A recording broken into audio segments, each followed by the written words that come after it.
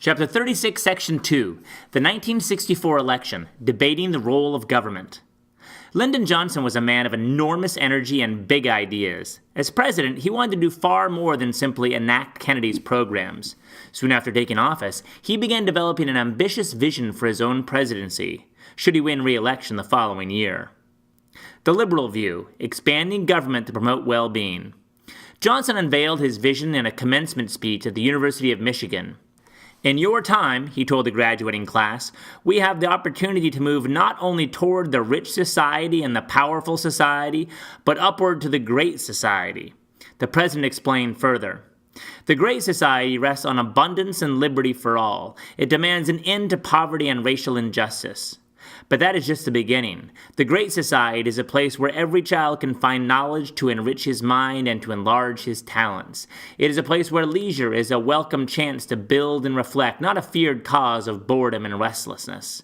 It is a place where the city serves not only the demands of commerce, but the desire for beauty and the hunger for community. It is a place where man can renew contact with nature, a place where men are more concerned with the quality of their goals than the quantity of their goods.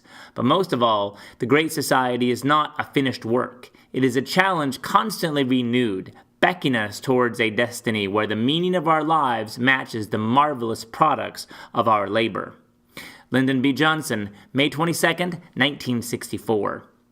As the election campaign continued, Democrats adopted the goals of the Great Society as their party platform. In their eyes, Johnson's vision continued a tradition of liberal reform that stretched back to Franklin Roosevelt and, before him, to the Progressive era.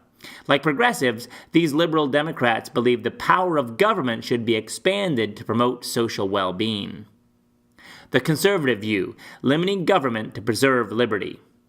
Senator Barry Goldwater of Arizona, the Republican candidate for president, held a very different view on government.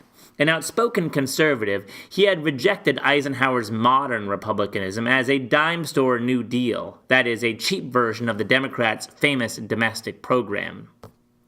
Goldwater believed that government's most important role was to preserve and extend freedom. Regulating every aspect of people's lives was not its proper role, yet he observed that was exactly what it had done since the time of the New Deal. "Our defenses against the accumulation of power in Washington are in poorer shape," he warned, "than our defenses against the aggressive designs of Moscow." Like many conservatives, Goldwater longed for a presidential candidate who had the courage to say what he had said himself. "I have little interest in streamlining government or in making it more efficient, for I mean to reduce its size. I do not undertake to promote welfare, for I propose to extend freedom. My aim is not to pass laws, but to repeal them.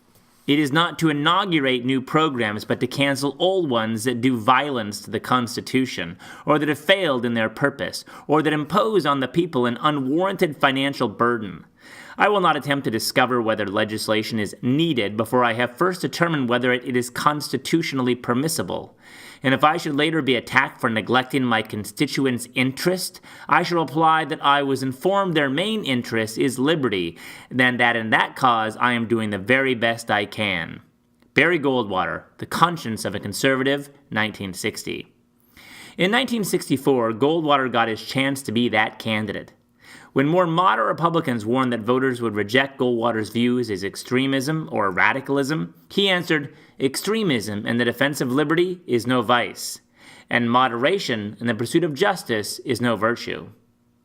Johnson wins by a landslide. The campaign quickly turned nasty. Opponents portrayed Goldwater as a reckless extremist who, if elected, would abolish Social Security and take his anti-communist aggression toward the Soviet Union so far as starting World War III. On September 7th, the Johnson campaign aired Daisy, a television advertisement that quickly became famous. It showed a young girl counting the petals of a daisy. Suddenly, her voice was drowned out first by a nuclear countdown and then by a mushroom cloud. The ad announced, "Vote for President Johnson on November 3rd. The stakes are too high for you to stay home." Daisy ran only once, but that was enough to scare voters. Johnson beat Goldwater in a landslide, winning 44 states to Goldwater's 6. Johnson won 61% of the popular vote, the greatest margin received by any president to that point.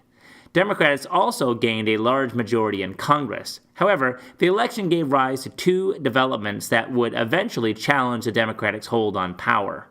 One was the modern conservative movement, which grew out of Goldwater's ideas. The other was the political transformation of the South. In 1964, for the first time since Reconstruction, 5 Southern states voted Republican. This shift marked the beginning of the transformation of the South from solidly Democratic to reliably Republican.